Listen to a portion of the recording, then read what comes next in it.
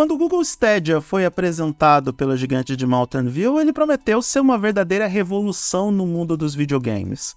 Dava até para ver Nintendo, Sony e Microsoft se escondendo embaixo da mesa em posição fetal, chorando, gemendo com medo, uma vez que a empresa mais poderosa do mundo, da internet, como queira, decidiu apresentar uma proposta de jogos AAA via streaming em computadores que mal rodavam o paciência ou em TVs que jamais foram projetadas para executar os jogos avançados. Então, 2 anos se passaram e foram 2 anos mais do que suficientes para não apenas encerrar o projeto do Google Stadia, como também convencer a gigante de Mountain View a nunca mais voltar para o mercado de videogames. E olha, dói dizer que essa proposta nunca funcionou do jeito que a Google imaginava. É difícil entender o que realmente deu errado no Google Stadia. Afinal de contas, a gente está falando da toda poderosa Google e não da Multilaser. Nada pessoal, tá, galera da Multilaser? Ah, não é mais Multilaser, é Multi, desculpa. Nada pessoal, galera da Multi. Mas é importante a gente gravar um vídeo fazendo uma reflexão sobre o assunto. Não que eu seja psicólogo ou terapeuta, mas como eu preciso de pauta para o meu canal de vídeos de tempos em tempos, eu entendo que seria um assunto interessante para conversar com vocês. Olha, o Google Stadia deu tão errado que o Google ficou traumatizado. Ficou tão traumatizado que deixou de oferecer o armazenamento na nuvem para os jogos de terceiros. Se você não sabe e agora vai ficar sabendo, um dos exemplos dos efeitos do trauma do Google com o Stadia é que a Capcom, que utilizava os servidores do Google para testar o desempenho dos seus títulos no streaming, não pode mais fazer isso. E a Capcom vai ter que parar de fazer esses testes dos seus jogos, os testes de desempenho no streaming, porque todos estavam de alguma forma relacionados ao Google Stadia, que, como todo mundo sabe, encerrou as suas atividades em 2023. É importante mencionar que essa modalidade de serviço do Google Stadia que você não conhecia há 30 segundos atrás era uma espécie de marca branca do serviço. E esse termo marca branca é comumente utilizado com alguns fabricantes asiáticos de smartphones, onde eles concebem o design geral do produto e as especificações e vendem esses modelos de telefones para outras marcas comercializarem em diferentes mercados, tal como a Multi faz com alguns dos seus telefones. Nada pessoal. O Google Stream era utilizado de forma exclusiva para testes dos desenvolvedores de jogos e nunca chegou a ser uma proposta comercial para o grande público, e é por isso que você não sabia da existência desta proposta.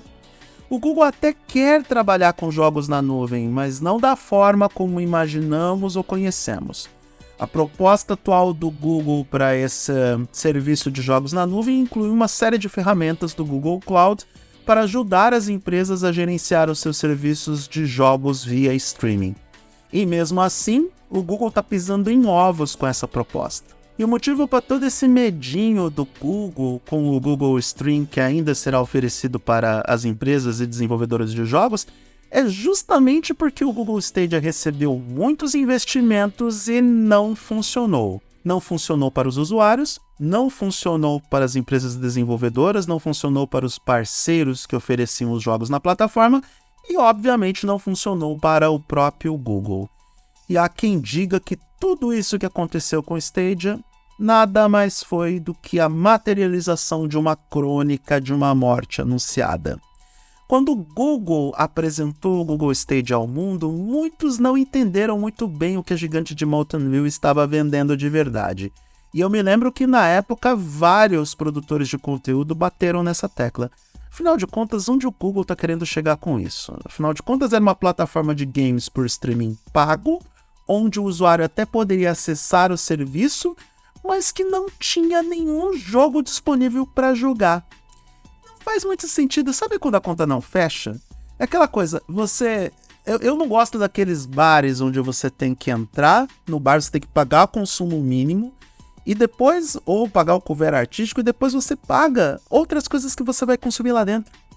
Caraca, me deixa entrar de graça para ver como é o ambiente e deixa a decisão para mim se eu vou consumir a cerveja, o energético ou aquele lanche maravilhoso que eu como com anéis de cebola, que ultimamente está me rendendo uma certa úlcera porque eu tô com problema em consumo de gordura. Bom, seria a mesma coisa que pagar pela Netflix, mas sem poder ver os conteúdos do seu catálogo, já que não tem vídeos ou séries disponíveis. E olha que tem uma galera reclamando em pagar a Netflix com publicidade e ter o catálogo capado, para você ver como são as coisas. Na prática, para você jogar os games que estavam lá no Google Stadia, você era obrigado a comprar os jogos em separado. Ou seja, você pagava pelo acesso à plataforma de jogos por streaming e também pelos jogos, o que não faz o menor sentido para a maioria dos usuários. Cara, é como alugar um Xbox ou um PlayStation todos os meses para seguir jogando Call of Duty ou Assassin's Creed. E sabendo que você está comprando jogos que na prática não são seus, porque tá tudo na nuvem, tá? Isso é muito importante da gente lembrar. E, tal como muita gente previu, e aí a gente tem que mencionar o termo crônica de morte anunciada, quando o Google Stadia morreu, os jogos que você comprou na plataforma foram para o espaço. Alguns desenvolvedores tiveram a parcimônia de oferecer esses jogos em outras plataformas sem custo adicional. Mas para uma galera que investiu dinheiro no Stadia e investiu mais dinheiro ainda nos jogos, essa galera ficou esquecida no churrasco, ficou sentada à beira do caminho e ficou lá abraçada no cabo de vassoura cantando a canção Eu Me Apaixonei pela Pessoa Errada. E nesse momento tem uma pergunta que é importante que a gente faça a essa altura do vídeo, né? O jogo da nuvem realmente interessa aos gamers? Essa é uma pergunta importante porque a gente tem que pensar se o setor de videogames está preparado ou não para o streaming e se os próprios usuários estão prontos para embarcar nessa viagem muito louca. Olha, se o mercado não está pronto para os games via streaming, não podemos dizer que não está tentando, tá? O GeForce Now da Nvidia já oferece essa proposta há algum tempo e tem uma interessante vantagem. Se você tem um jogo em formato físico ou digital em qualquer outra plataforma, você pode jogar esse título no GeForce Now apenas pagando assinatura mensal. Traduzindo, se você comprou um game no Steam ou na EA Play, você pode rodar no GeForce Now sem custo adicional, tal e como deveria ser, não é mesmo, o Google Stadia?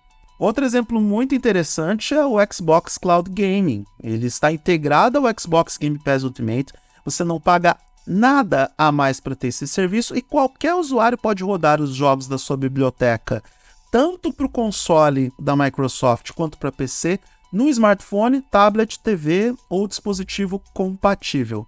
A Microsoft decidiu desenvolver um sistema de jogos na nuvem que se faz presente em um serviço muito maior e muito mais interessante que o Google Stadia, onde os jogadores podem aproveitar todos os benefícios da plataforma por um preço muito competitivo. E a gente ainda tem o Amazon com o Luna, que é bem parecido com o Google Stadia e infelizmente não está funcionando tão bem como planejado. E esse é um sinal claro que propostas semelhantes ao Stadia podem entregar problemas semelhantes. E aí você precisa ficar de olho para não cair nas mesmas armadilhas que a gigante de Mountain View preparou com o Stadia.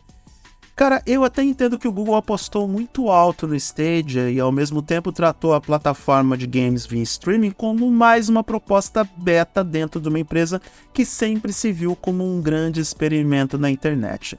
Eu ouvi isso do René Fraga uma vez e particularmente me incomoda essa teoria, porque o Google é grande demais para ficar se enxergando o tempo todo como um grande balão de ensaio. Vários produtos da empresa foram cancelados e eram produtos muito bons, deixando os usuários à deriva e obrigando a gente a buscar outras alternativas. E eram produtos que o Google poderia manter sem maiores problemas, porque davam certo. Eu sei, não davam dinheiro, mas funcionavam. Isso, eu entendo que o Google tem que pensar que produtos de qualidade agregam valor à marca. No caso do Google Stadia, o grande problema dele é que, dessa vez, os prejuízos foram tão grandes que gerou um trauma que vai ser difícil de ser superado pelo Google.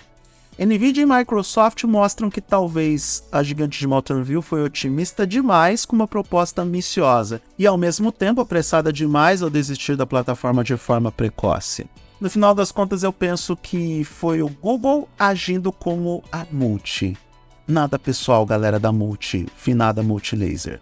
Eu só utilizei vocês para fazer piada mesmo.